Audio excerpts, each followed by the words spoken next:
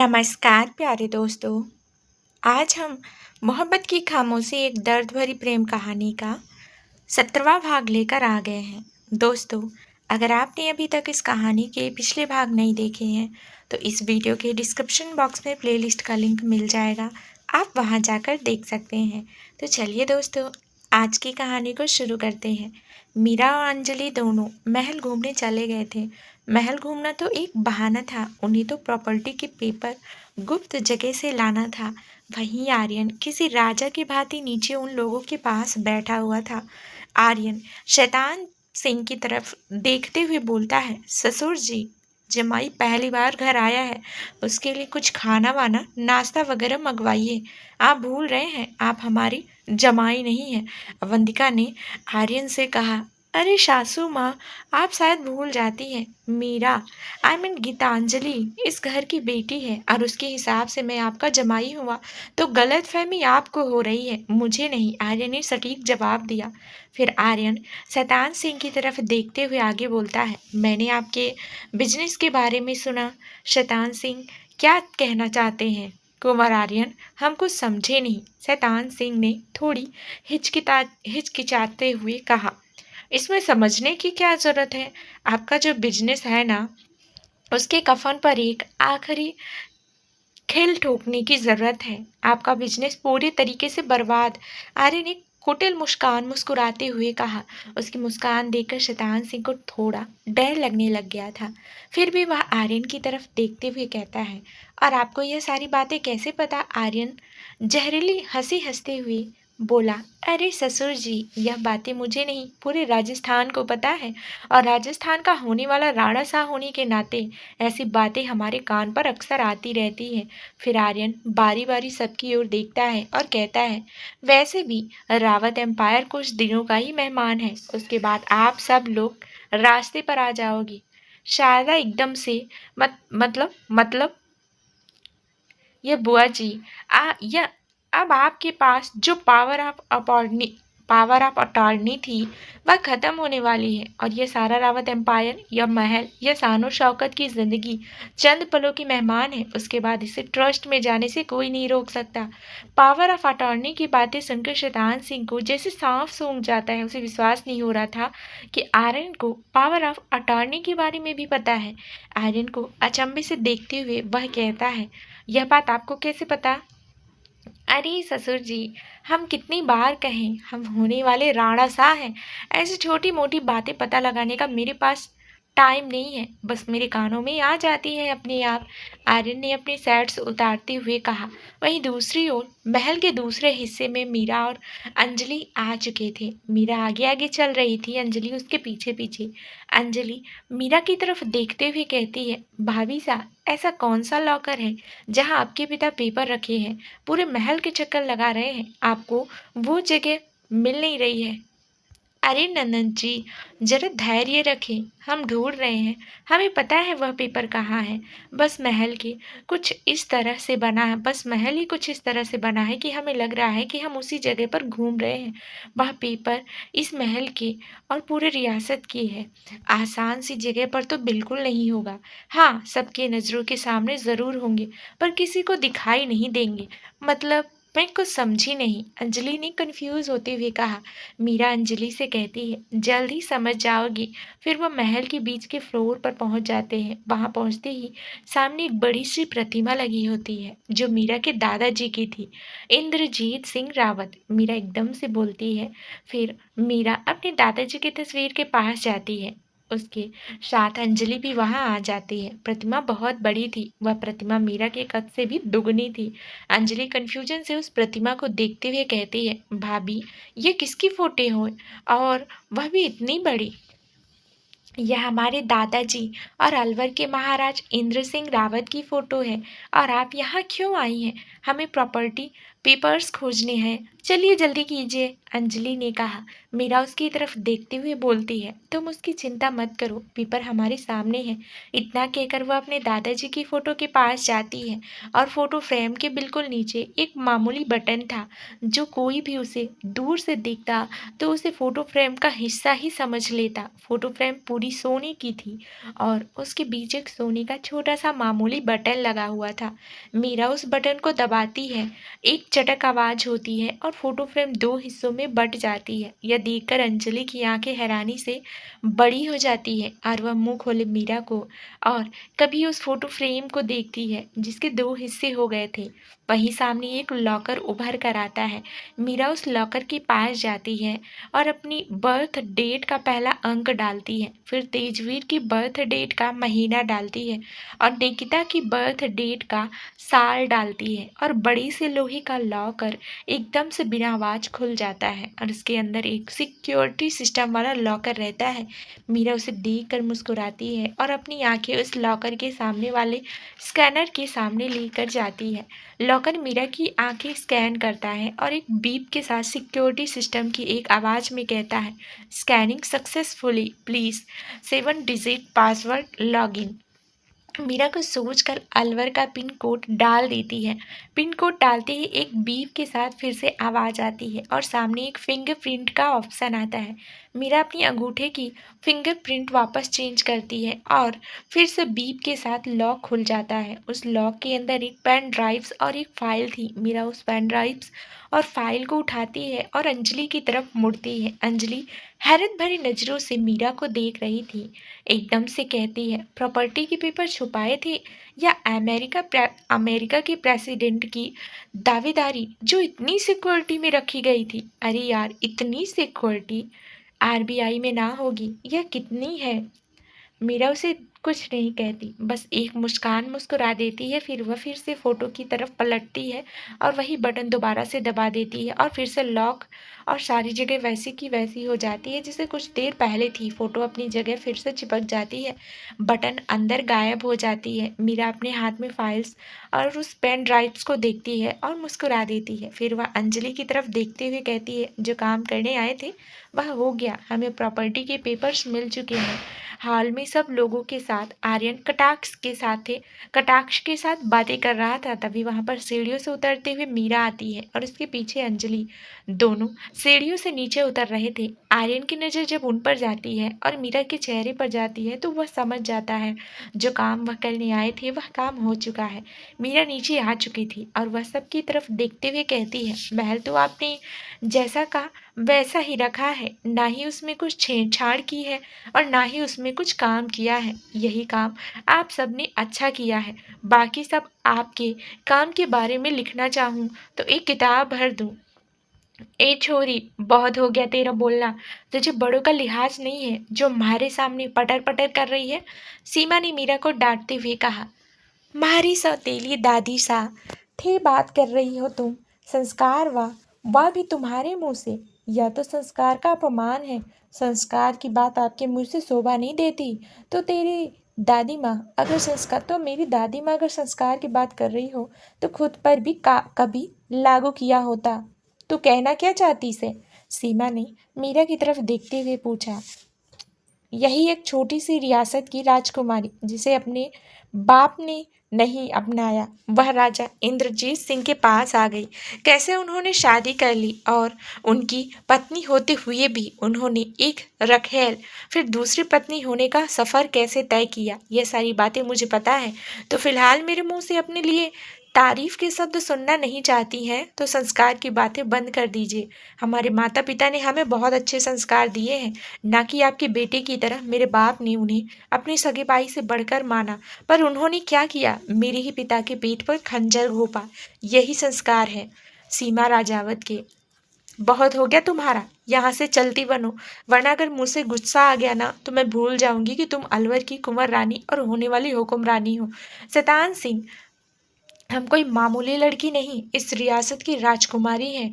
और रही बात यहाँ से जाने की, तो एक बात याद रखिए, उत्तराधिकारी मैं हूँ। और याद रखिए, आप भाभी हुक्मरानी सा से बात कर रहे हो। अगर मैं चाहूँ तो पल भर में आपकी हस्ती मिटा सकती हूँ। ना ही मुझे लोगों की ज़रूरत है और ना ही मुझे किसी और की। मैं अकेली ही काफ़ी हूँ तुम सबको मारने के लिए। याद रखिए, मैं प्रताप नहीं जो धोखे से आप मुझे मार सके। मैं गीतांजलि प्रताप सिंह रावत और रतन सिंह की बेटी हूँ और खूंखार तो मैं जन्म से ही हूँ, आपको पता ही होगा। शांत हो जाइए रानी साहब, शांत हो जाइए। काहे इन लोगों के मुंह लग रही हैं? कल राजसी सम्मेलन है और आपको वहाँ कुछ कहना है, याद रखिए। और चलिए। फिर सिद्धांत सिंह की तरफ मुड़कर देखते हुए, भगवान आपको सहन शक्ति की शक्ति प्रदान करे, क्योंकि कल ऐसा होने वाला है जिसकी आपने उम्मीद भी नहीं की होगी। मिलते हैं राजसी सम्मेलन में। चलिए। इतना कहकर सब लोग वहां से चले जाते हैं। वहीं दूसरी तरफ अमेरिका न्यूयॉर्क सिटी, एक बड़े रात का वक्त हो रहा था। वहीं एक बड़े से फार्म हाउस के बाहर एक ब्लैक कलर की उबर कार रुकती है। उसमें से एक लड़की अपने सूटकेस लिए उस गाड़ी से निकलती है और बड़े से फार्म हाउस को देखते हुए अपने मन में कहती है, इसे देखकर आज मुझे जोधपुर के महल की याद आ गई। वह भी इसलिए कहीं वह भी इसलिए कई गुना ज्यादा आलीशान था। वहीं फार्म हाउस के बाहर बॉडीगार्ड तैनात थे। यह और कोई नहीं, हमारी मीरा की बहन निकिता है। निकिता अपनी ब्रीफकेस घसीटते हुए फार्म हाउस के गेट के सामने खड़ी होती है।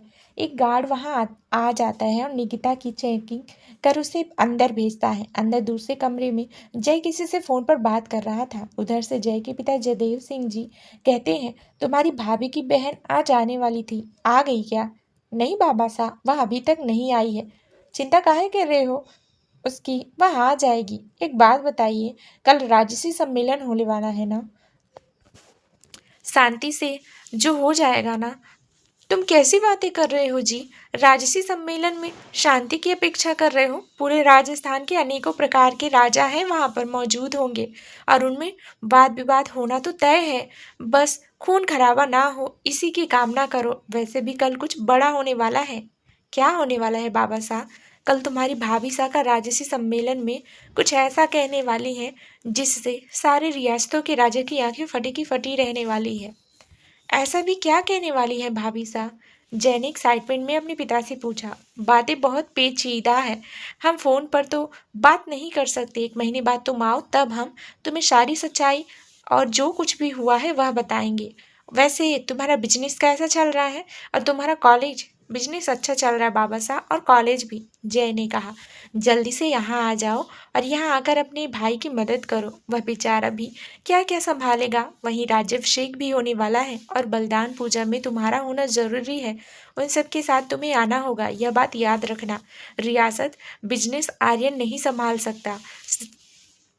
सियासत के साथ साथ उसे राणा साहब भी बनना है और राणा साहब के काम बहुत पेचीदा होते हैं और इन कामों से ही बिजनेस में ध्यान नहीं दे पाएगा। तो तुम्हें बिजनेस की बागडोर संभालनी होगी, अपने भाई की मदद करनी होगी, समझे? बाबा साहब, मैं बिल्कुल आर्यन भाई की सेवा लक्ष्मण जी की तरह करूंगा। वह मेरे राम है, मैं उनका लक्ष्मण। तभी उनकी नज़र गेट से अंदर आती हुई निकिता पर पड़ती है और एक पल के लिए उसे देखकर वह हैरान हो जाता है। वह निकिता को यहाँ देखकर और ज्यादा हैरान हो जाता है। उसे पता नहीं था कि निकिता उसकी भाभी की बहन है। उधर से जयदेव जी हेलो हेलो करते जा रहे थे, पर मजाल है जय के मुंह से एक शब्द निकले। वह एकटक निकिता को देखता जा रहा था। उसे देखकर उसके मन में लड्डू फूटने लगते हैं। शाम का वक्त, राजस्थान। शाम का वक्त हो रहा था। मीरा और आर्यन जोधपुर से निकल चुके थे, उनके साथ अंजलि भी थी। सब लोग गाड़ी में अलवर के लिए निकल चुके थे। वहीं मीरा को भूख लगने लग गई थी। मीरा ने एक ढाबे पर आर्यन से कहकर गाड़ी रुकवा ली थी। आर्यन विरोध कर रहा था, पर मीरा के सामने उसकी एक न चली। ढाबा तीनों लोग ढाबे की खटिया पर बैठे हुए थे। मीरा खुशी से अपने पति को देखे जा रही थी। वहीं आर्यन और अंजलि पहले कभी ऐसी जगह पर नहीं आए थे, तो यह सब उनके लिए नया था। मीरा जोर से सीटी मारते हुए एक लड़के को बुलाती है। वहीं मीरा की यह हरकत देखकर आर्यन और अंजलि हैरान हो जाते हैं और हैरानी से उसकी तरफ आंखें फाड़ कर देखने लगते हैं। वहीं इन सबसे अनजान मीरा मस्त मौला होकर ऑर्डर लेने के लिए एक लड़का आया था। उसे ऑर्डर देते हुए कहती है, सुनो, मेरे लिए दाल मखनी, पनीर टिक्का, सोया चाप, फिर कुछ सोचते हुए चाउमीन, मंचूरियन और फ्राइड राइस लेकर आओ और साथ में नॉन और पनीर नॉन भी लेकर आना और बाकी का ऑर्डर इनसे पूछ लो। हाँ, और मीठे में रसगुल्ले और गुलाब जामुन की जलेबी और रबड़ी लेकर आना। उन्हें पहले झटका लगा ही था कि मीरा ने उन्हें दूसरा झटका देते हुए कहा। आर्यन हैरत भरी नजरों से मीरा की तरफ देखता है, बोलता है, यह सब तुम अकेले के लिए मंगा रही हो?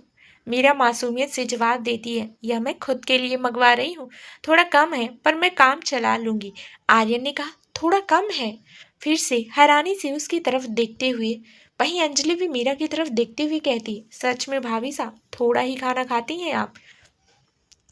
मीरा फिर से मासूम चेहरा बनाते हुए जवाब देती है, हाँ अभी कुछ दिन से डाइटिंग पर हूं ना, और चोट की वजह से आपके भाई मुझे दलिया खिला रहे थे। आर्यन मीरा को कुछ नहीं कहता, वेटर की तरफ देखते हुए बोलता है, इन्होंने जो मंगवाया है ना उसकी एक दो प्लेट लेकर आना। वह आदमी वहां से चला जाता है। आर्यन मीरा की तरफ खुन्नस भरी नजरों से देखते हुए बोलता है, सच कहो मीरा, हम सच में आप पर इतना अत्याचार करते हैं? मीरा मुस्कुराते हुए बोली, आप अत्याचार नहीं जुल्म करते हो मुझ पर। इतने दिनों से मुझे अच्छा खाना नहीं मिला, वही दलिया, पर आपने मुझे इतने दिनों तक रखा। आज इतना खाना मंगवा लिया है, वह क्या है? इतना खाती हो और कहाँ लगता है? मोटी तुम बिल्कुल नहीं होती हो, और खाना तुम्हारा 5 लोगों का है। आर्य ने मीरा की तरफ देखते हुए सवाल पूछा। मीरा बेफिक्री से जवाब देती है, अरे पतिदेव जी, आप इतनी छोटी सी बात नहीं समझते। मैं इतना खाऊंगी तो ही आगे बढ़ पाऊंगी, और सारा खाना आपसे बहस करने में बच जाता है। और एक बात याद रखिए, मीरा आर्यन पर बिफरते हुए कहती है, मेरे खाने पर नजर मत लगाइए, इतना सा खाती हूँ, वह भी आपके आंख में आता है। मीरा ने नाराज होते हुए कहा, इतना सा नहीं है, यह बहुत सारा है, इसमें पूरे 6-7 लोग खाना खाकर जाएंगे। आर्यन ने अपने मन में कहा। तभी वहां पर खाना आ जाता है। खाने को देखकर मीरा का गुस्सा तुरंत टल जाता है और सब लोग खाने लगते हैं। कुछ देर बाद शाम के 7 बज चुके थे। आर्यन मीरा अंजलि वहां से निकल रहे थे। आसमान में बादल छा गए थे और बिन मौसम बरसात होने के लिए तैयार हो गई थी। ठंडी हवाएं चल रही थी। आर्यन मीरा और अंजलि से कहता है, जल्दी गाड़ी में बैठे, बारिश होने वाली है। मीरा अंजलि हाँ में जवाब देते हैं। दोनों जाकर गाड़ी में बैठ जाती है। आर्यन भी गाड़ी में बैठ जाता है। गाड़ी स्टार्ट होती है और अलवर की तरफ हाईवे पर निकल जाती है। तभी जोरों की बिजली कड़कती है और जोरों से बारिश शुरू होती है। मीरा खिड़की से बारिश की बूंदों को देखने लगती है और गुनगुनाने लगती है। तभी रेडियो पर एक आवाज़ सुनाई देती है, हेलो दोस्तों, मैं हूँ आरजे अभिषेक और आप सुन रहे हैं पॉकेट एफएम। भीगी भीगी शाम में आपको सुनाने जा रहा दिल खुश कर देने वाला सॉन्ग। तो चलिए सुनते हैं। म्यूजिक चलने लगता है। तभी आर्यन गाना चेंज करने ही लगता है तो मीरा उसे रोक देती है, ये गाना रहने दीजिए, मेरा फेवरेट सॉन्ग है। आर्यन मुस्कुरा देता है और गाना रहने देता है। गाना चलने लगता है।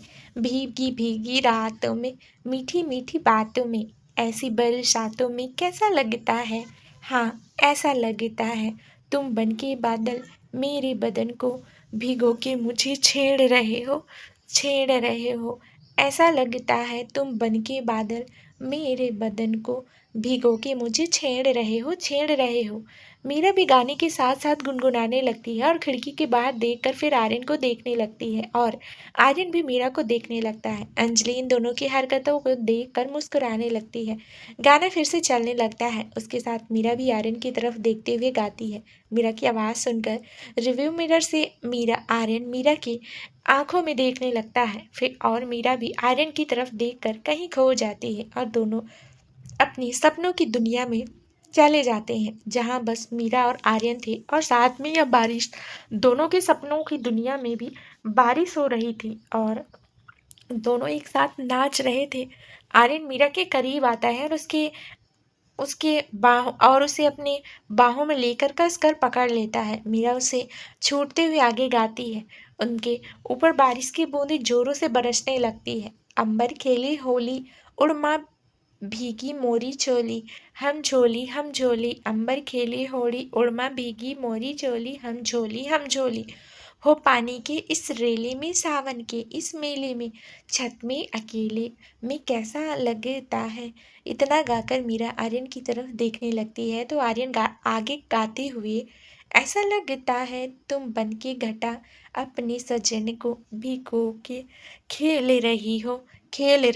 आर्यन आगे गाते हुए मीरा के करीब आता है। उसका हाथ पकड़कर उसे अपने करीब खींच लेता है। फिर मीरा आगे गाती है, ऐसा लगता है तुम बनके बादल मेरे बदन को भिगो के मुझे छेड़ रहे हो। मीरा आर्यन से दूर होने की कोशिश करती है और जोर से बिजली कड़कती है तो उसके सीने से झट से अपने दोनों हाथों से जकड़ लेती है। तो आर्यन आगे गाना गाता है, बरखा से बचा लूं तुझे, सीने से लगा लूं, आ छुपा लूं, बरखा से बचा लूं तुझे, सीने से लगा लूं, आ छुपा लूं, आ छुपा लूं। दिल ने पुकारा, देखो रुत का इशारा, देखो उफ ये नज़ारा, देखो कैसा लगता है बोलो। मीरा आर्यन से दूर होते हुए बारिश में भीगते हुए आगे गाती है। ऐसा लगता है कुछ हो जाएगा, मस्त पवन के ये झोंके सैया देख रहे हो। ऐसा लगता है तुम बन के बादल मेरे बदन को भिगो के मुझे छेड़ रहे हो। गाना खत्म हो जाता है और आर्यन मीरा के करीब जाकर उसे अपने सीने से लगा लेता है। फिर से थोड़ा दूर होकर उसके गालों को पकड़कर अपनी होठों के करीब लाने लगता है। मीरा भी अपनी आंखें बंद करके इस एहसास को जी लेना चाहती थी, पर तभी वहाँ किसी लड़की की आवाज़ सुनाई देती है। यार, यह गाना कितना अच्छा है ना। दोनों अपने सपनों की दुनिया से बाहर आते हैं और हड़बड़ा कर अंजलि की तरफ देखने लगते हैं। वहीं अंजलि इन सब से अनजान गाने की तारीफ करने में लगी हुई थी। मीरा आर्यन दोनों एक दूसरे की आंखों में देखते हैं और शर्मा कर दूसरी तरफ देखने लगते हैं। शायद दोनों ने एक ही सपना देखा हो। कुछ देर में गाड़ी अपनी रफ्तार से चलने लगती है और कुछ घंटे बाद अलवर पहुंच जाते हैं। रात का वक्त अलवर। मीरा, अंजलि और आर्यन अलवर पहुंच चुके थे। जब गाड़ी से उतरते हैं तो महल का नज़ारा कुछ अलग ही था। महल को दुल्हन की तरह सजाया गया था, क्योंकि कल महल में हवन भी था और राजसी सम्मेलन भी था। आने वाले 2 दिन अलवर में जश्न मनाए जाएंगे। नवरात्र चल रही थी और मेला भी लग चुका था। तीनों महल में प्रवेश करते हैं। वही हॉल में पत्रलेखा जी, जगत सिंह जी और साथ में अर्जुन और अर्जुन का भाई विवेक, रिद्धि सिद्धि और साथ में जयदेव जी और माधुरी जी बैठे हुए थे। सब लोग आपस में बातें कर रहे थे। सबको मीरा की चिंता हो रही थी। अभी सबकी नज़र दरवाजे की तरफ जाती है तो सबके चेहरे पर मुस्कुराहट बिखर जाती है। अंजलि दौड़ते हुए अंदर प्रवेश करती, वहीं रिद्धि और सिद्धि भी खड़ी हो जाती हैं। उसे देखकर अंजलि उनके पास आकर झट से उनके गले लग जाती है। अंजलि चहकते हुए बोली, my darling sister, I miss you. तीनों एक साथ गले लग जाती हैं। वहीं तीनों को इस कदर गले लगे देखकर सब लोग मुस्कुरा रहे थे। तभी पत्रलेखा जी की नज़र मीरा पर जाती है। वह उनके पास ही आ रही थी, तो वह उठकर मीरा के पास चली जाती है और उसे गले लगा लेती है। मीरा भी अपनेपन का एहसास होते ही उन्हें गले लगा लेता है। पत्रलेखा जी चिंतित स्वर में मीरा से कहती हैं, आप ठीक तो है ना? हमने सुना आपको चोट फिर से।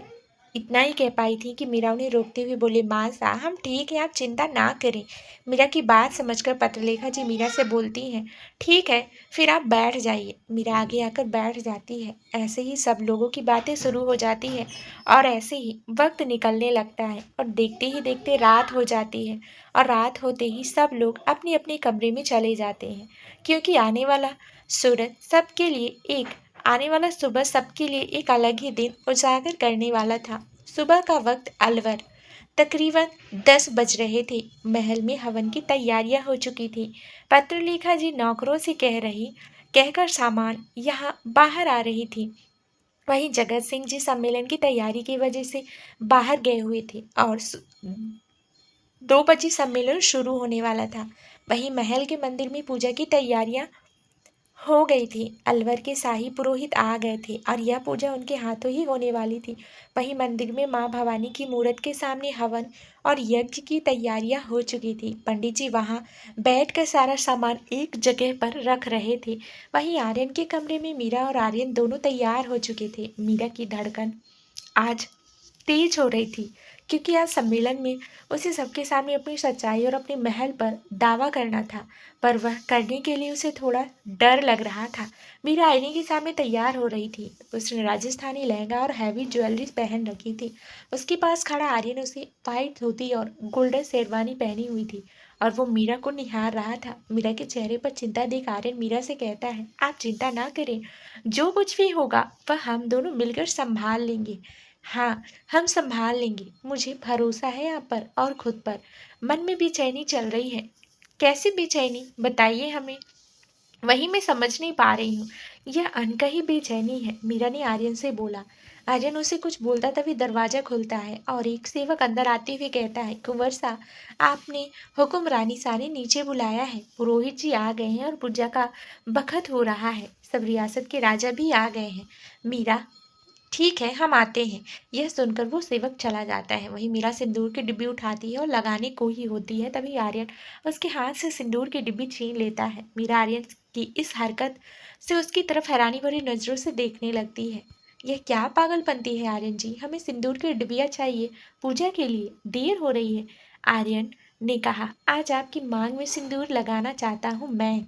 आर्यन के कहने पर मीरा उसकी तरफ मुस्कुरा कर देखती है, फिर कहती है, तो लगा दीजिए ना। आयरन सिंदूर की डिब्बियाँ खोलती है और चुटकी भर सिंदूर लेकर मीरा की मांग में भर देती है।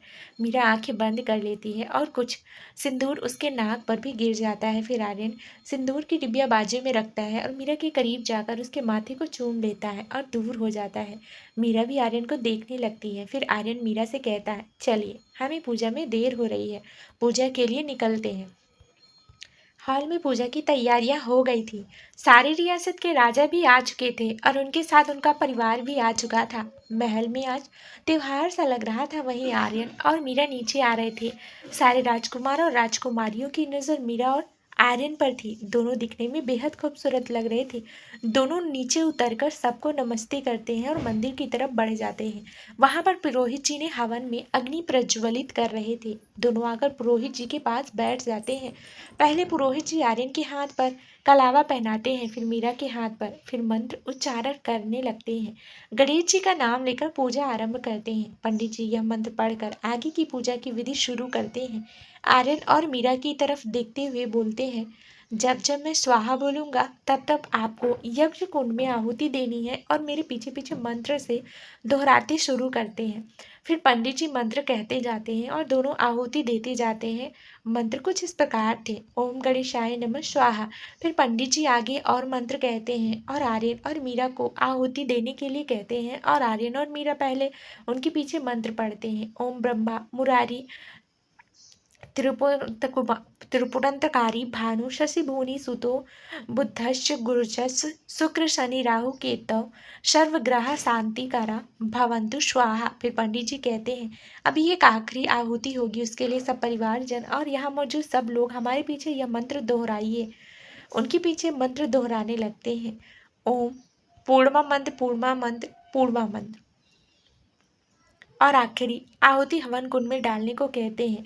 और इसी के साथ हवन खत्म हो जाता है। पंडित जी मीरा को और आर्यन को खड़ा होने को कहते हैं और बोलते हैं, सब लोग आरती के लिए खड़े हो जाइए और आप दोनों दंपति आरती कीजिए। फिर कुछ देर बाद आरती शुरू होती है और थोड़ी देर बाद खत्म हो जाती है। इसी के साथ जितने भी लोग वहाँ मौजूद थे उन्हें भोज के लिए दूसरे रूम जाया जाता है। दोपहर का वक्त, अलवर राजस्थान। दोपहर के 2 बज रहे थे। अलवर के शाही महल में महल के हॉल में राजसी सम्मेलन चल रहा था। वहां पर राजस्थान के आजू बाजू में रियासत के राजा और उनकी रानियां और परिवार वहां पर मौजूद थे। जगत सिंह जी राणा साहब की कुर्सी पर बैठे हुए थे। वहीं सामने कि वह सारे राजा कुर्सी पर बैठे हुए थे, वहीं उनके बाजू में उनका परिवार। जगत सिंह जी सबको संबोधित करते हुए आगे कहते हैं, आप सभी यहाँ आए और इस सम्मेलन में शामिल हुए, इसकी हमें बेहद खुशी है। हर साल की तरह इस बार भी सम्मेलन बिना वाद विवाद के चले तो मुझे बहुत खुशी होगी। और आप सबको आज यहाँ पर बुलाने का कारण भी एक अनोखा है। पहले हम उस कारण को साइड में रखते हैं। राजसी इस सम्मेलन को आयोजित करते हैं। फिर वहाँ पर सब लोग आपस में बात कर रहे थे, भारत की पॉलिटिक्स के ऊपर बात कर रहे थे। फिर उसके बाद राजस्थान की पॉलिटिक्स, बिजनेस वगैरह वगैरह के साथ अनेकों प्रकार के मुद्दे पर बात कर रहे थे। तभी पत्रलेखा जी, जो कि जगत सिंह जी के बाजू में बैठी हुई थी, वह अपनी कर्कश आवाज में कहती है, आप सबको हम राजस्थान की होने वाली हुक्मरानी से मिलवाना चाहते हैं। इतना कहकर वह खड़ी होती हैं और उनके बाजू के निचली साइड पर मीरा बैठी हुई थी। वह उनके पास आ जाती है और मीरा को अपने पास आने का इशारा करती है। मीरा उनका इशारा पाते ही पत्रलेखा जी के पास चली जाती है। पत्रलेखा जी मीरा को अपने पास आते देखकर मुस्कुरा देती हैं। फिर वह जोर से और अपनी कर्कश आवाज से कहती हैं, स्वागत कीजिए राजस्थान की होने वाली हुक्मरानी का। पत्रलेखा जी का इतना कहना था कि सब लोग तालियां बजाने लगते हैं। मीरा भी दोनों हाथ जोड़कर सबको नमस्कार करती है। वहां पर फिर से पत्रलेखा जी की आवाज गूंजने लगती है, आज से हम हमारी बहू मीरा को राजस्थान की होने वाली हुक्मरानी सा घोषित करते हैं, और 2 महीने बाद हमारे बेटे का राज्याभिषेक होना है। वह अलवर का राजा बनेगा और राजस्थान का राणा सा। वही मेरी बहू मीरा राजस्थान की हुक्मरानी सा बनेगी। पत्रलेखा जी इतना ही कह पाई थी कि वहां पर देवगढ़ के राजा उठकर खड़े होते हैं और जोर से कहते हैं, यह नहीं हो सकता हुक्मरानी सा, यह लड़की राजस्थान की हुक्मरानी सा बनने के लायक नहीं है और ना ही हम इस लड़की को राजस्थान की हुक्मरानी बनने देंगे। पत्रलेखा जी मुस्कुरा कर बोली, हमें पता था यह सब होने ही वाला था, वह मन में कहती है। तभी जगत सिंह जी की आवाज वहां पर गूंजने लगती है, महाराजा रणधीर, आप क्या कह रहे हैं, आपको पता है? तभी वहां पर महेंद्र सिंह जो कि मीरा का मामा है वह भी कह पड़ता है, महाराजा रणधीर ने ठीक कहा है, राजा सा यह लड़की हुक्मरानी नहीं बन सकती है, ना ही हम सब मानेंगे। तो हमारी हुक्मरानी महेंद्र सिंह ने जगत सिंह जी को बीच में काटते हुए कहा और धीरे धीरे सब लोग मीरा का विरोध करने लगते हैं। वहीं दूसरी जगह बैठा हुआ शैतान सिंह मुस्कान के साथ मुस्कुरा रहा था। बीच में एक महिला बोल पड़ती है, सही कहा राजा रणधीर ने, यह लड़की राजस्थान की हुक्मरानी सा नहीं बन सकती, ना ही हम सारी रियासत के इसे हुक्मरानी सा बनने देंगे। तभी बीच में माधुरी जी बोल पड़ती हैं, आप बीच में ना बोले तो सही होगा राजेश्वरी। राजेश्वरी को अपने मुंह दिखाई वाले एपिसोड में देखा होगा। यह आर्यन की सगी बुआ है जो कि उनके दुश्मन रियासत के साथ मिलकर अरवल के लिए साजिशें पैदा करने का काम करती हैं।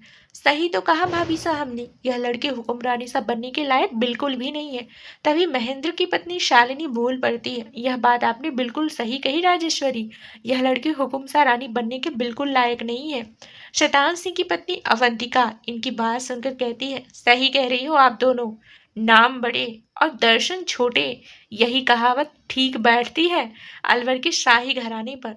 जयपुर की महारानी उर्मिला जी उन महिलाओं को मुंहतोड़ जवाब देते हुए कहती हैं, मीरा क्यों हुक्मरानी सा क्यों नहीं बन सकती, हम जान सकते हैं इसका कारण। उदयपुर की महारानी और पत्रलेखा जी की बहन चित्रलेखा कहती हैं, हाँ हमें भी जानना है कि मीरा हुक्मरानी क्यों नहीं बन सकती है, ऐसी भी क्या कमी है उसमें जो आप सब रियासतों के राजा और बाकी रानियों उनका विरोध कर रही हैं। राजेश्वरी उन सबको जवाब देते हुए बोलती है, कमी एक हो तो बताओ ना महारानी चित्रलेखा, इस लड़की में कमियां ही कमियां हैं, गिनाने बैठी तो एक किताब बन जाए। पर फिर भी मैं कह देती हूँ, सबसे पहले हुक्मरानी सा बनने के लिए इस लड़की का राजसी खून होना जरूरी है। वहीं शैतान सिंह, महेंद्र सिंह और गजेंद्र सिंह मीरा को इसका विरोध से खुश थे। उन्हें यही तो चाहिए था कि मीरा का राजसी सम्मेलन में विरोध हो, और वह हुआ भी। जो काम उन्होंने करने का सोचा था वह काम अलवर की बेटी कर रही थी। तभी वहां पर राजेश्वरी की आवाज गूंजने लगती है, हाँ मैंने कहा था इस लड़की का राजसी खून होना चाहिए। पूरे राजस्थान को पता है कि यह लड़की कौन है, ना ही उसके बाप का ठिकाना है ना ही उसके घर का ठिकाना है, कहाँ से आई बस इतना पता है, कौन सी जात है, कौन धर्म की है, यह तक हमें नहीं पता है, तो हम इसे कैसे हुक्मरानी मान ले। वहीं शारदा बाजू में बैठी हुई थी, उसे राजेश्वरी की बातें थोड़ी बुरी लग रही थी। राजेश्वरी फिर से कहती है, ऐसे लड़की को हम हुक्मरानी नहीं मान सकते जिसे ना ही राज कानूनों का ज्ञान है ना ही राज परिवारों का, जो राजसी ही जीवन के काबिल ना हो। तभी वहां पर आर्यन की कर्कश आवाज गूंजती है, बस करिए बुआ जी, बस करिए, आपके मुंह से मेरी पत्नी के बारे में एक लफ्ज नहीं सुनना चाहता। आर्यन राजेश्वरी को कुछ कहता तभी मीरा उन्हें अपने दाहिने हाथ से रोक लेती है और आगे ना कहने का इशारा करती है, और वह सब कुछ खुद संभाल लेगी इसका इशारा करती है। आर्यन भी इशारा पाकर शांत हो जाता है और जगत सिंह जी और पत्रलेखा जी की तरफ देखने लगता है। जगत सिंह जी, पत्रलेखा जी दोनों आर्यन को दिलासा देने के लिए अपनी पलकें झपका देते हैं और अपने चेहरे पर छोटी सी स्माइल ला देते हैं। मीरा राजेश्वरी जी की तरफ देखते हुए उनकी आंखें सिकुड़ जाती है और वह राजेश्वरी को ठंडी नजरों से देखने लगती है। फिर वहां पर मौसमी ठंडाहट पसर जाती है। मीरा एक एक करके सब लोगों की तरफ देखती है। पहले वह शैतान सिंह के परिवार को देखती है, फिर महेंद्र की तरफ, फिर वीरेंद्र की तरफ देखती है, फिर वह शारदा के एक्सप्रेशन देखती है और अपनी नजर राजेश्वरी पर टिका देती है और उसे अपनी गुस्से भरी निगाहों से घूरने लगती है। तभी सबके कानों में मीरा की ठंडी और कर्कश आवाज गूंजती है, मैं जान सकती हूँ मैं हुक्मरानी सा बनने के लायक क्यों नहीं हो। आपने जो कारण बताए वह तो मुझे आपके ही ख्याल लग रहे हैं। मीरा की आवाज सुनकर सबके अंदर एक कंपन शुरू हो जाती है। वहीं शारदा मीरा के बोलने पर एक गहरी सांस लेती है तो राजेश्वरी मीरा को घूरते हुए बोलती है, तुम हुक्मरानी शाह नहीं बन सकती। तुम्हारे अंदर हुक्मरानी शाह बनने के गुण नहीं है, ना ही तुम किसी राज परिवार से हो। मीरा राजेश्वरी की बात सुनकर उसे घूर कर देखती है और उसे बोलती है, मेरे ख्याल से मैं इस वक्त राजसी परिवार का हिस्सा हूँ। मेरे ससुर राणा शाह और वह अलवर के राजा हैं। मेरे पति अलवर के कुंवर हैं।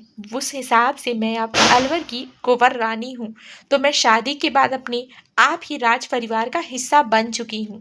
और रही बात राज परिवारों के शिष्टाचार, जो कि उसके बारे में आप बात ही मत कीजिए, क्योंकि मेरी परवरिश आपसे कहीं ज्यादा बेहतर हुई है।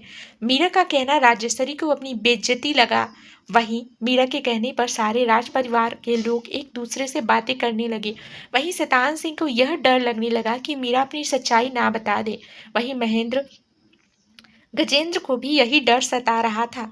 वहीं उदयपुर के राजा और उनकी पत्नी चित्रलेखा मीरा इस बात पर मुस्कुरा देती हैं। वहीं आर्यन के मामा मामी भी मीरा के जवाब से उनके चेहरे पर संतुष्टि आने लगती है। वहीं माधुरी जी पत्रलेखा जी की तरफ देख कर मुस्कुरा देती हैं और पत्रलेखा जी जगत सिंह जी दोनों इस मीरा की इस बात को करते देख और मन ही मन मुस्कुरा रहे थे। तभी अपनी बेइज्जती होती देख राजेश्वरी भरी सभा में मीरा पर जोर से चिल्लाती हुई कहती है, शिष्टाचारों की बात तो तुम आज की आई हुई लड़की मुझे मत सिखाओ। और तुम्हें बड़ों से बात करने का लिहाज नहीं है, या तुम्हारे माता पिता ने यही सिखाया है तुम्हें? तुम जानती भी हो मैं कौन हूँ। मीरा अपने चेहरे पर एक डेविलिश स्माइल लाती है और आर्यन की तरफ मुस्कुराते हुए कहती है।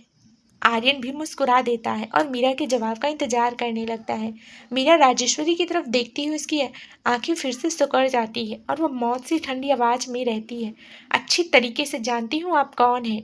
आप अलवर की एक राजकुमारी थी जिसे मेरे दादा ससुर ने धक्के मारकर अलवर से बाहर निकाल दिया था, जिसने सत्ता के लालच में अपने भाइयों पर जानलेवा हमला किया और उसी के दुश्मन रियासत में जाकर उससे शादी करके अलवर रियासत को बर्बाद करना चाहा। उसी से बात कर रही हूँ जिसने अपने बेटे को यह तक नहीं सिखाया कि नारी का सम्मान क्या होता है। और रही आपकी जन्म कुंडली की बात, तो 5 मिनट नहीं लगेंगे मुझे आपके नए पुराने राज खोलने में। और रही आपके बेटे की बात, तो मैंने पहले ही बता दिया था कि आपने उसे नारी का सम्मान करना सिखाया ही नहीं है। शायद मैंने सुना था उस पर बलात्कार के आरोप लगे हुए हैं। वहीं मीरा के मुंह से इतनी सब बातें सुनकर उसके चेहरे पर बल पड़ने लगते हैं और उसे मीरा की कही हुई बातों से डर सताने लगता है। पर वह अपनी बेइज्जती कैसे होने दे सकती थी, इसलिए जोर से चिल्लाते हुए कहती है, तुम एक मामूली लड़की होकर एक रानी पर सवाल उठा रही हो। तुम होती कौन हो मेरे शिष्टाचार पर सवाल उठाने वाली? तुम जैसी लड़कियां राज परिवार में रहने के लायक नहीं है। तुम्हें क्या लगता है तुम्हारी ये खोखली बातों से मैं डर जाऊंगी और हुक्मरानी सा बनने की इजाजत दे दूंगी? यह तो मेरे मरने के बाद भी नहीं होगा। देवगढ़ के राजा चिल्लाते हुए कहते हैं, बस कर दे लड़की, बस कर दे। तुझे जरा से भी तमीज नहीं है बड़ों से बात करने की। तुझे पता है हम एक रियासत के राजा हैं और तुम जिससे बात कर रही हो वह भी एक रियासत की रानी है, और तुम्हें तमीज नहीं है किसी राजा और रानी से कैसे बात करते हैं। और तुम जैसे मामूली लोग क्या जाने राजा और रानी क्या होता है। तुम जैसे गटर में पड़े बड़े लोग यह कभी नहीं जान पाएंगे राज परिवार के शिष्टाचार और संस्कार।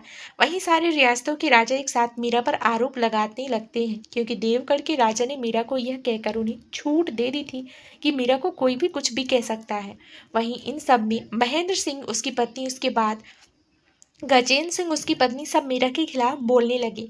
देवगढ़ के राजा कुछ देर रुककर फिर से उन्होंने मीरा की तरफ देखते हुए कहा, तुम्हें पता भी है तुम तुम यहाँ खड़े रहने के लायक भी नहीं हो, फिर भी तुम यहाँ खड़ी हो। और रही शिष्टाचार की बात, तो तुम्हारी बातों से ही वह सब नहीं झलक रहा।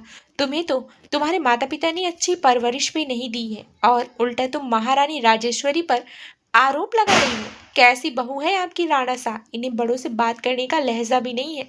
क्या आप चाहते हैं कि हम ऐसी लड़की को हमारी हमारी हुक्मरानी मान ले? जगत सिंह, जो कि गुस्सा को बहुत आ रहा था उन्हें, फिर भी वह अपना गुस्सा कंट्रोल करते हुए देवगढ़ के राजा से कहते हैं, राजा सा, इसमें हम कुछ नहीं कर सकते, यही सम्मेलन के नियम है। अगर हम कुछ बोलेंगे तो नियम भंग हो जाएगा। जिसकी लड़ाई है सम्मेलन में वही लड़ेगा। इतना कहकर वह मीरा की तरफ देखने लगते हैं। मीरा देवगढ़ के राजा की तरफ देखते हुए मुंह से हमारे मुंह से कोई आपके लिए गलत बात निकली हो तो हमें माफ कर दीजिएगा। मीरा ने झूठी माफी मांगते हुए देवगढ़ के राजा से कहा। देवगढ़ के राजा आगे कुछ कहते उससे पहले ही मीरा उससे कहती है, अगर मेरी बातों को आपको बुरा भी लगे तो बुरा मत मानिएगा। सच हमेशा कड़वा ही होता है और कड़वी चीज हमेशा बुरी। और अगर आप मेरे बारे में इतना सब जानते हैं तो मैं भी आपके बारे में सब कुछ जानती हूँ। आपके बेटे पर भी कुछ केस चल रहा है। उसने उसने भी आपकी रियासत की 3 लड़कियों का रेप किया था और बहुत सारे किडनैपिंग के केस भी आपके बेटे पर चल रहे हैं। ऐसी बहुत सी चीज़ें हैं जो मैं सम्मेलन में निकालना नहीं चाहती। मीरा के मुंह से यह सब सुनकर सब लोग हैरान हो जाते हैं और मीरा सबको उल्टा जवाब दे रही थी। वह ना ही किसी राजा की फिक्र कर रही थी, ना ही किसी रियासत की जागीरदार की। तभी गुस्से में देवगढ़ के राजा चिल्लाते हुए कहते हैं, बज्जात लड़की, जुबान संभाल कर बात करो। तुम्हारी हिम्मत कैसे हुई मेरे बेटे के बारे में ऐसी बात करने की? वह एक राजकुमार है और तुम एक 2 कौड़े की लड़की। तभी वहां पर किसी के जोर से चिल्लाने की आवाज आती है। बस हो गया महाराज, बस। मैं मेरी बहन के बारे में एक लफ्ज भी आपके मुंह से नहीं सुनना चाहता। आप जानते भी हैं वो कौन है? सब लोग उस आवाज की तरफ देखते हैं तो वहां कोई और नहीं, मीरा का मासी का बेटा अमर था, जो इस सभा में अपने पिता के बाजू में बैठा हुआ था। उसे देवगढ़ के राजा की बातों से बहुत गुस्सा आ रहा था और वह गुस्से में होकर उसने सबके सामने बोलने की जरूरत की। सभा में सब लोगों की नजर मेहरानगढ़ के राजकुमार अमर सिंह पर थी, जो कि गुस्से में राजेश्वरी और सभा में जितने भी लोग मीरा के खिलाफ बोल रहे थे उन सबकी तरफ देख रहा था। वहीं देवगढ़ के राजा महाराज को अमर पर बहुत गुस्सा आया। उन्हें अपनी बात काटने वाले लोग कतई पसंद नहीं थे। उन्होंने अमर की तरफ देखा और गुस्से भरी निगाहों से उसे घूरा। फिर वो कठोर आवाज में अमर से कहते हैं, राजकुमार अमर, आप क्या कर रहे हैं यहाँ? आपको याद है कि आप एक राजकुमार हैं? क्या आप भी राज परिवार के संस्कार और उनकी परवरिश भूल गए हैं, जो ऐसी बातें बीच में काट रहे हैं? आप क्या कह रहे हैं? राजकुमार अमर देवगढ़ के राजा की बात सुनकर उनसे माफी मांगते हुए कहता है, हमें माफ कर दीजिए राजा साहब, अगर आपको हमारी बात बुरी लगी हो तो। पर आप जान लीजिए, आप जिसके बारे में अब शब्द का इस्तेमाल कर रहे हैं वो हमारी बहन है और हम हमारी बहन के बारे में एक लफ्ज भी नहीं सुन सकते। नहीं तो हमें भी देर नहीं लगेगी देवगढ़ के राजकुमार के बारे में पूरी सभा के सामने बताने में। वहीं सभा में सब लोग राजकुमार अमर की बातों से हैरान हो चुके थे, क्योंकि उन्हें समझ नहीं आ रहा था कि राजकुमार अमर कहना क्या चाहते हैं। सब लोग प्रश्नवाचक दृष्टि से राजकुमार अमर की तरफ देख रहे थे, देख रहे थे और कन्फ्यूजन करने के लिए काफ़ी था। वहीं राजकुमार अमर की बात सुनकर शैतान सिंह, उनकी पत्नी अवंतिका, वहीं महेंद्र और उनकी पत्नी सुनीता, जो वहीं माधवगढ़ के राजा वीरेंद्र, उनकी पत्नी शालिनी, इन सबके चेहरे पर डर साफ साफ देखा जा सकता था। राजकुमार अमर ने यह कदम उठाकर उन सबके मन में एक ख्वाब पैदा कर दिया था। वहीं स्टेज पर खड़ी मीरा राजकुमार अमर की बात सुनकर मुस्कुरा रही थी और बाकी सबके चेहरे पर एक छोटी सी अनकही मुस्कान थी और बाकी रियासत के राजा कन्फ्यूजन के मारे अमर को देख रहे थे। वहीं अमर के पिता राजेंद्र मंद मंद मुस्कुरा रहे थे अपनी बेटी की बहादुरी पर। तभी देवगढ़ के राजा अमर पर बरसते हुए कहते हैं, आप कहना क्या चाहते हैं राजकुमार अमर? राजकुमार अमर देवगढ़ के राजा जी की बात सुनकर उनसे कहते हैं, जो आपने सुना मैं वही कहना चाहता हूँ राजा साहब। आप जिससे इस लहजे में बात कर रहे हैं ना, वह मेरी बहन है। जिसके बारे में इतने अपशब्द बोल रहे हैं उसकी शख्सियत आपसे भी ऊंची है। आप जानते हैं वह कौन है और क्या क्या कर सकती है और किसके खिलाफ और जिसके खिलाफ आप सब बोल रहे हैं आपको यह भी नहीं पता है। तभी महेंद्र और शैतान सिंह एक साथ कहते हैं, आप कहना क्या चाहते हैं राजकुमार अमर? हमें भी साफ साफ शब्दों में समझाइए। दोनों के चेहरे पर घबराहट का माहौल फैला हुआ था। राजकुमार अमर अपने चेहरे पर एक व्यंग्यात्मक मुस्कान लाते हुए शैतान सिंह और महेंद्र सिंह की तरफ देखते हैं और उनकी तरफ देखते हुए कुटिलता से मुस्कुराते हैं, पर एक तंज कसते हुए कहते हैं, आप जानते ही होंगे, आपसे अच्छा कौन जानता होगा कि मैं क्या कहना चाहता हूँ। वहीं शैतान सिंह और महेंद्र और गजेंद्र की हालत ऐसी हो गई थी कि काटो तो खून नहीं। तभी सभा में सब लोग कहने लगते हैं, ये क्या कह रहे हैं आप कुंवर अमर? आप जो भी बताना चाहते हैं साफ साफ बताइए। ऐसे ही सब राजाओं की और वहां पर मौजूद रानियों की और उनकी रियासत लोगों की आवाज आने लगती है। वहीं इन्हीं आवाज के साथ साथ शैतान सिंह, महेंद्र और वीरेंद्र की धड़कनें तेज हो गई थी। उन्हें पता था अब क्या होने वाला था, इसलिए वह शांत नहीं बैठने वाले थे। कुछ ना कुछ तो होने ही वाला था और उनके पास अब वक्त नहीं था। वक्त तो उनके हाथ से निकल चुका था। अमर मीरा और जगत सिंह जी और आर्यन की तरफ देखता है और पलकें झपकाए कर उनसे पूछता है कि आगे की कार्रवाई करें या नहीं। मीरा अपनी पलकें और अपनी गर्दन हिलाकर अमर को इजाजत दे देती है आगे कुछ कहने के लिए। अमर अपनी कठोर नजरों से देवगढ़ के राजा की तरफ देखता है और एक व्यंग्यात्मक मुस्कान के साथ कहता है, आप जिसे 2 कौड़ी की लड़की और बज्जात लड़की कह रहे थे ना राजा साहब, वो लड़की कोई मामूली लड़की नहीं है। आप अपनी रियासत पर इतना घमंड करते हैं ना कि आप अपनी रियासत उनके सामने धूल बराबर है। आपकी रियासत, आप जानते हैं वह कौन है? आप जानते हैं वह क्या है? आप जानते हो कि वो किसकी बेटी है? अमर के इतने सब सवाल पर देवगढ़ के राजा थोड़े हैरान हो जाते हैं, क्योंकि आज तक इस लहजे में उनसे किसी ने बात नहीं की थी।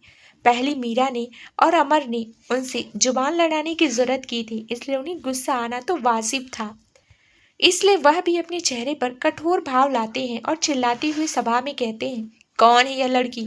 मुझे तो लगता है यह किसी गटर में पली बड़ी होगी, नहीं तो इसके संस्कार से झलकता है इसे बड़ों से आदर और सम्मान से बात करना आता ही नहीं। तभी राजेश्वरी जी भी बीच में बोलते हुए कहती हैं, सही बोले राजा साहब, इस लड़की ने बस राज परिवार में जगह बनाई है, और कैसे जगह बना यह तो पूरा राजस्थान देख चुका है। तो इसमें कहने की क्या बात है कि यह लड़की कोई सड़क छाप।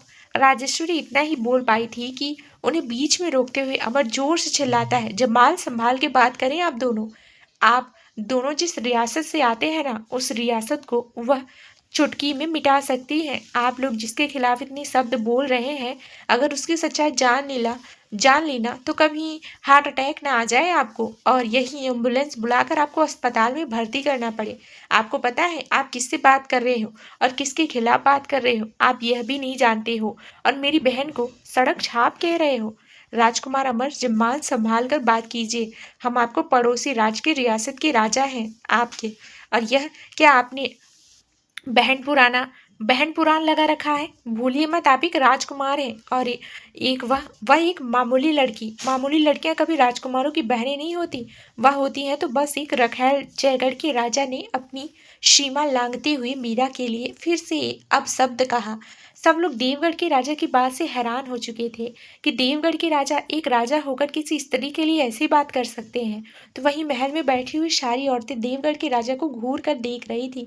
वहीं शारदा, जो कि मीरा की बुआ थी, उन्हें बुरा लग रहा था। वहीं आर्यन को, माधुरी जी और आर्यन के पूरे परिवारों को देवगढ़ के राजा की बातों से बहुत गुस्सा आ रहा था। आर्यन ने अपनी हाथ में पड़ी हुई तलवार को थोड़ा निकाल भी दिया था, पर मीरा ने उन्हें और मौके पर रोक दिया था इन मौके पर, और उन्हें कुछ भी ऐसा वैसा ना करने का इशारा किया। तभी वहां पर अमर की कमर पर बंधी हुई तलवार अमर एक झटके से निकालता है और सामने जाकर देवगढ़ के राजा के गर्दन पर रख देता है और गुस्से में उनकी तरफ घूरते हुए कहता है, एक शब्द भी मेरी बहन के खिलाफ मत निकालिएगा महाराजा सा, वरना मेरी तलवार आपके रक्त से स्नान करेगी। सब लोग अमर की इस हरकत पर हैरान हो जाते हैं और सब लोगों को यह समझ में नहीं आ रहा था कि अमर क्यों मीरा को बार बार बहन बुला रहा था। तभी जगत सिंह जी यह सब देखकर मुस्कुराने लगते हैं और वहीं सारे रियासतों के राजा खड़े हो जाते हैं और अमर को रोकने लगते हैं तो वहीं देवगढ़ के राजा की हालत पतली होने लगी थी। उन्हें अब अमर से थोड़ा डर लगने लग गया था। फिर भी वह अपने आत्मसम्मान को बचाते हुए अमर की तरफ देखते हुए बोलते हैं, आप बहुत बड़ी भूल कर रहे हो राजकुमार अमर। अमर देवगढ़ के राजा की तरफ देखा और चिल्लाते हुए कहता है, हमने भूल पहले की थी, पर हम उस भूल का प्रायश्चित कर रहे हैं। पर आपको एक बात बताना जरूरी है, आप जिसके बारे में बात कर रहे हैं ना, वह कोई और नहीं, आपकी रियासत से 2 गुनी, 3 गुनी, 4 गुनी रियासत की राजकुमारी है। वो जोधपुर के परम प्रतापी प्रताप की बेटी है। वह और अजमेर की राजकुमारी रतन सिंह की सबसे बड़ी कन्या है, और वो साथ में जोधपुर रियासत की सबसे बड़ी उत्तराधिकारी है। मेरी बहन वो कोई और नहीं, जोधपुर की राजकुमारी गीतांजलि प्रताप सिंह रावत है वो। तो दोस्तों, आगे अब इस कहानी में क्या होगा आगे जानने के लिए बने रहिए अगले एपिसोड में। तो जानेंगे अगले एपिसोड में। दोस्तों, कहानी पसंद आई हो आज की तो वीडियो को लाइक करें, चैनल पे नए हो तो चैनल को सब्सक्राइब कर बेल आइकन को प्रेस करें ताकि मेरी नेक्स्ट कहानी का नोटिफिकेशन सबसे पहले आप तक पहुंचे। और दोस्तों, आप लोग कमेंट नहीं करते हो, ढेर सारा कमेंट ज़रूर करें। धन्यवाद दोस्तों।